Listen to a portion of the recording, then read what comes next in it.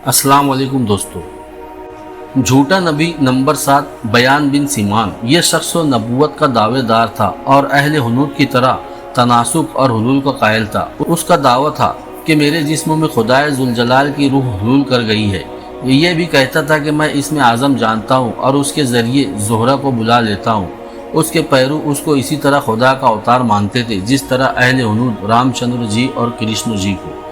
ये खाना साज नबी भी कुरान पाक की ऐसी तिलावत करता था जैसे हमारे ज़माने में कादियान के खुद साख्ता नबी ने की है। उसके मानने वाले ये कहते थे कि कुरान की ये आयत बयान ही की शान में उतरी है। हाजा बयान लिन्नासी व हुदम व मौइज़तुन लिलमुत्तकीन। और ख़ुद बयान ने भी अपने मुतालिक लिखा है, अनल बयान व अनल इलाहिल मौइज़तु, यानी मैं ही बयान हूँ और मैं ही हिदायत और मौइज़ा हूँ।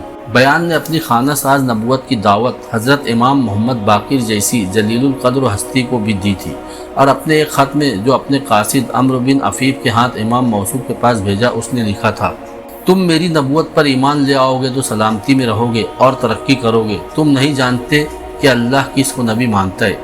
कहते हैं कि हज़रत इमाम बाकिर ये ख़त पढ़कर बहुत गज़बनाक हो गए और कासिद से फरमाया, इस ख़त को निगल जाओ। कासिद बेतामुल निकल गया और उसके फ़ौरन बाद ही गिरकर मर गया।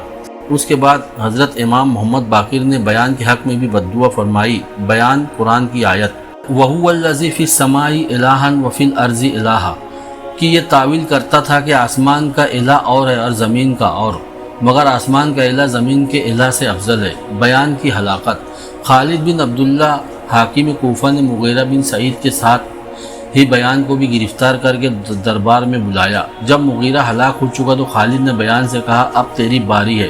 तेरा दावा है कि तू इसमें आज़म जानता है और उसके ज़रिए फ़ौजों को शिकस्त देता है। अब ये कर के मुझे और मेरे अमले को जो तेरी हलाकत के दर पे हैं इसमें आज़म के ज़रिए हलाक कर।